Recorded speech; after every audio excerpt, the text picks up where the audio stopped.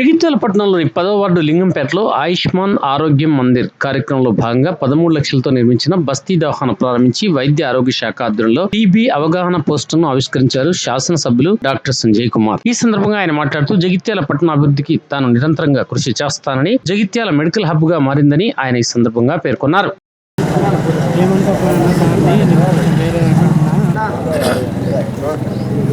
నేను అదే చెప్పిన ఇలా తొందరలే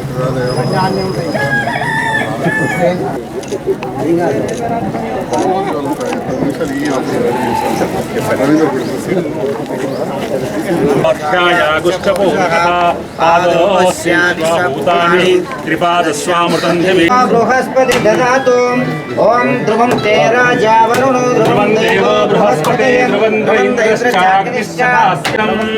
ధ్రువం త్రిశుర్హోతాని దశాద పితానః స ఆశిషా ద్రవిణ విచ్చమః ఓం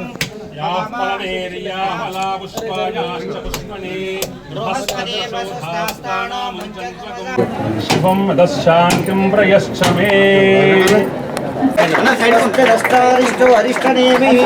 స్వస్తినో బృహస్పతి దదాతు అష్టౌ దేవా వసవః సౌమ్యాసః చతస్రో దేవీర్ద్రాశ్రవిష్టాః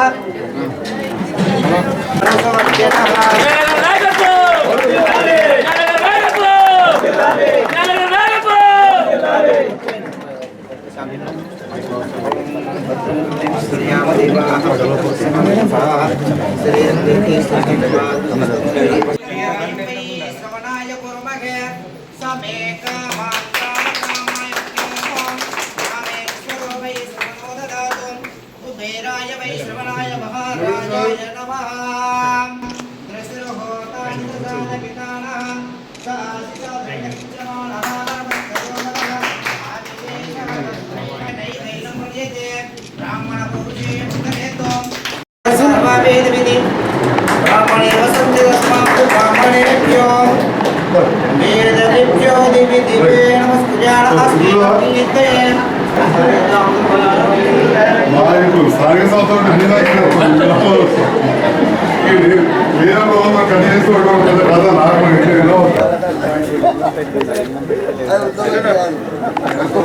అన్ని ముఖ్యంగా మన ఎమ్మెల్యే గారు స్వయాన డాక్టర్ కనుక వైద్యం యొక్క ఇంపార్టెన్స్ గుర్తించి ముఖ్యంగా లింగంపేటలో తొందరగా బస్తీ దవాఖాన ఏర్పాటు చేయాలని ఆదేశాలు ఇచ్చారు.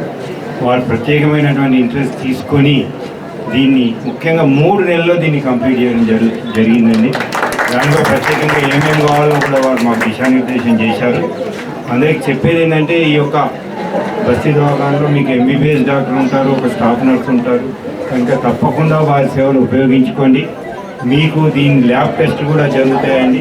ఇక్కడ శాంపుల్ తీసుకొని దాదాపు 100 పైన టెస్టులను మన టీహబ్ పంపించి కూడా చేయించడం జరుగుతుంది. దాదాపు 100 పైన మందులు, రకాల మందులు కూడా ఇక్కడ అవైలబుల్ ఉంటాయి కనుక అందరూ దీన్ని ఉపయోగించుకోండి. ముఖ్యంగా మీ బస్తీలో మేము ఒక దవాఖాన ఏర్పాటు చేసాం, మీకు ఎంత అనుకూలంగా ఉంటుందో మీరు అర్థం చేసుకోవచ్చు. ఈ సందర్భంగా దీన్ని ప్రత్యేకంగా దీన్ని శ్రద్ధ తీసుకొని ఇక్కడ ఏర్పాటు చేసినటువంటి మన ఎమ్మెల్యే గారికి ప్రత్యేకంగా కృతజ్ఞతలు తెలియజేస్తున్నాను. అదేవిధంగా దీనికి సహకరించిన ప్రతి ఒక్కరికి పేరు పేరున కృతజ్ఞతలు. మరి గతంలో ఈ భూమి పూజ కార్యక్రమం చేసుకోవడం జరిగింది 3 నెలల క్రితం. మరి నిజంగా ఇందాక డిఎంహెచ్ఓ గారు చెప్పినట్టు ఒక డాక్టర్కి మాత్రమే తెలుస్తుంది పేషెంట్ల బాధ. కాబట్టి మరి ఖచ్చితంగా బస్తీ దవాఖాన అంటే ఈరోజు జగిత్యాల పట్టణంలో ఎక్కడ చూసినా, నియోజకవర్గంలో చూసినా ఈరోజు ఎన్నో బస్తీ దవాఖానలు ఉన్నాయి. మరి దానికి కారణం సంజయ్ అన్న లేకపోతే బస్తీ దవాఖాన వచ్చేది. గతంలో బస్తీ దవాఖాన అనేది లేకుండే.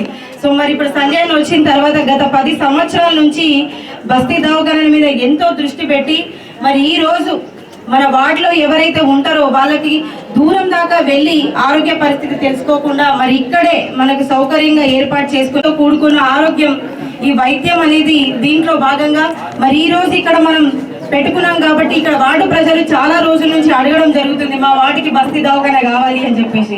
మరి దాన్ని దృష్టిలో పెట్టుకొని సంజయ్ అన్న ఈ యొక్క ఇంత గొప్ప కార్యక్రమాన్ని ముందుకు తీసుకొచ్చి మరి వార్డు ప్రజలందరికీ ఎంతో సహాయం చేయడము, మరి ప్రతి ఒక్కరి బాధ అర్థం చేసుకోవడము, ఆరోగ్యం అంటే ఎలా ఉంటుంది అనేది దాని మీద మనం ఒక ఫోకస్ చేస్తేనే ఖచ్చితంగా అర్థమవుతుంది. కాబట్టి మరి ఇదే విధంగా ఇక్కడ ఈ వార్డుకు సంబంధించిన, ఎందుకంటే ఈ వార్డు ఒక గ్రామం ఉండేది, మరి గ్రామాన్ని పట్టణంలో కలిపి మరి దీనికి సంబంధించిన నిధులు పెట్టుకోవడం జరిగింది. ఇప్పటికే మొన్న చాలా రోడ్లు సంబంధించిన రోడ్స్ వేయడం జరిగింది. ఇంకొకటి కాలు అంటే బ్రిడ్జ్ లాంటిది ఒకటి అడగడం కూడా జరిగింది. దాన్ని కూడా త్వరలోనే చేస్తామని చెప్పడం జరిగింది. కాబట్టి మరి ఇట్లాగే అభివృద్ధి కార్యక్రమంలోకి మనం వెళ్ళడం జరుగుతుంది. మరి సంజయ్ అన్న ప్రతి ఒక్క వార్డ్ని ప్రత్యేకంగా దృష్టి పెట్టి ఎక్కడెక్కడైతే మన బ్యాక్వర్డ్ అంటే వెనకకి వెళ్ళిన వార్డ్స్ ఉంటాయి దాన్ని ఖచ్చితంగా డెవలప్ చేయాలి అనే ఆలోచనతోటి ముందుకెళ్తున్నారు. కాబట్టి మరి ఇలాగే అభివృద్ధి చేయడం జరుగుతుంది. ఇంకా 3.5 సంవత్సరాలు ఎట్టి పరిస్థితుల్లో జగిత్యాల మంచి అభివృద్ధిలో పటంలో చేరుతుంది. కాబట్టి అందరూ ధైర్యంగా ఉండాలి. ఇంకా కూడా సంతోషం వ్యక్తం చేసే రోజులు ముందున్నాయి. కాబట్టి ప్రతి ఒక్కరికి ఈ సందర్భంగా శుభాకాంక్షలు తెలియజేస్తూ మరి సంజయ్ అన్న కూడా హృదయపూర్వక ధన్యవాదాలు తెలియజేస్తున్నాను. Thank you. ముఖ్యంగా యువ మున్సిపల్ కమిషనర్ గారి ఇక్కడికి వచ్చి వెనకాల ఉంటే కూడా ముందుకు రమ్మని చెప్పేసి, ఎందుకంటే ఈ గ్రామంలో ఈ వార్డు గురించి ఒక ప్రత్యేకమైన విషయం. అదేవిధంగా మా తాజా మాజీ కౌన్సిలర్ గారు ఇప్పుడే అని మాట్లాడారు. ఇది జగిత్యాల పట్టణం 90% నిండిపోయింది, ఒక బండరాల లెక్క అయిపోయింది. అటువంటి సందర్భాల్లో మనం ఒక పార్క్ చేయాలన్నా, ఒక చెరువులు మంచిగా చేసుకోవాలన్నా, ఏదైనా డెవలప్ చేయాలంటే మనకు విశాలమైన స్థలాలు అవసరం. దాన్ని మేము కొంత లంగ్ స్పేస్ అంటాం. మనం గాలి పీల్చుకుంటే ఎట్లుంటుంది. గాలి లేకుండా జగిత్యాలనే సందర్భంలో లింగంపేట గ్రామస్తులందరి సహకారంతో ఇవాళ లింగంపేట మొత్తాన్ని కూడా మనం జగిత్యాల పట్టణంలో కలపడం. అదేవిధంగా టీఆర్ నగర్ కలపడంతో కూడా అక్కడ మనకు పెద్ద ఎత్తున ఖాళీ స్థలాలు ఉండడం, టీఆర్ నగర్ కూడా కలపడం. దరూర్ కలపడంతో ఒక ప్రాంతం కలపడంతో దరూర్ క్యాంపులోని అన్ని స్థలాలు అక్కడ అన్ని భవానీ నగరం అన్నీ కూడా వచ్చింది. అట్లనే మోతే పక్కన కూడా మనం కలపడంతో వాయువుతలంతా ఆ పక్కనంతా కూడా మనకు మన స్థలం దొరికింది. అదేవిధంగా తిప్పనపేట నుంచి రాజీవ్ గాంధీ యువతల కలపబట్టి ఇలా డిగ్రీ కాలేజ్ అన్ని కలపబట్టికే ఆ ప్రాంతానికి నీళ్ళు ఇవ్వడానికి నీళ్ళ ట్యాంకులు కూడా ఇవాళ అక్కడ కట్టుకుంటున్నాం. ఆ ప్రాంతంలో చేసుకుంటాం. అంటే ఇవి కలపడం వల్ల ఏమొచ్చిందంటే ఈ రకంగా జగిత్యాల పట్టణానికి కొంత ఓపెన్ లంగ్ స్పేస్ దొరికింది. మొదలు నుంచి ఏం చేసిండు ఏంటంటే మరి ఉండేప్పటికే ఇవాళ లింగం చెరువు, బ్రహ్మాండమైన పార్కు, వాళ్ళ గుడి, మంచి తంతలు కట్టుకున్నాం. మరి ఇవాళ దవాఖాన కట్టుకుంటున్నాం, డాక్టర్ ఉంటారు. ఇక దీని సందర్భంలో మా ఆయమ్మలు, ఆశమ్మలు, మా గ్రామ మహిళా సంఘాలలోకి కోరేది ఏంటంటే రోగాలు తెచ్చుకునేది కాదు, రోగాలు రాకుండా చూసుకోవడం అనేది ముఖ్యం. అయితే ఈ దవాఖానలో ఏం జరుగుతుంది, ఇవాళ మీరందరూ కూడా వినాలి చెప్పాలి. ఈ దవాఖానలో వచ్చిన వాళ్ళకి మందులు ఇచ్చే కాదు, బీమార్లు రాకుండా బిడ్డ గర్భంలో ఉన్నప్పటి నుంచే తల్లికి టీకాలు వేసే కార్యక్రమం ఇక్కడ జరుగుతుంది. అంతేనా ఆశ్రమం? ఇది ఆశ్రమంలో జరుగుతుంది. రోగాలు రాకుండా బిడ్డ మంచిగా పుట్టేటట్టు తల్లి మంచిగా ఉంటుంది, తల్లి కూడా మంచిగా ఉండాలి. తొట్టు టీకాలు తోటి స్టార్ట్ అవుతుంది. అంటే పుట్టగానే బీమారు రావద్దు, తల్లి కూడా బీమారు పడవద్దు, బాలింత రోగాలు వస్తుంటే రావద్దంటే ఏంది, ముందుగానే బీపీ, షుగరు ఆ పరీక్షలన్నీ ఇక్కడ చేస్తారు.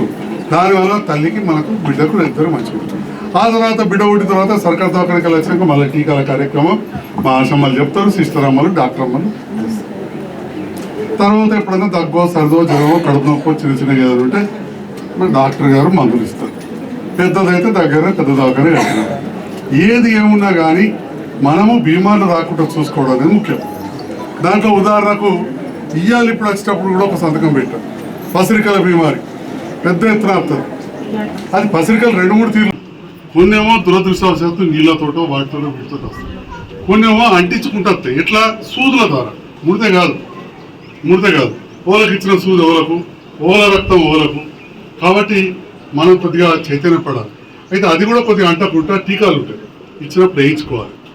ఇంకో బీమారి కాలిపోతుంది, అది కూడా అంటుకుంటుంది.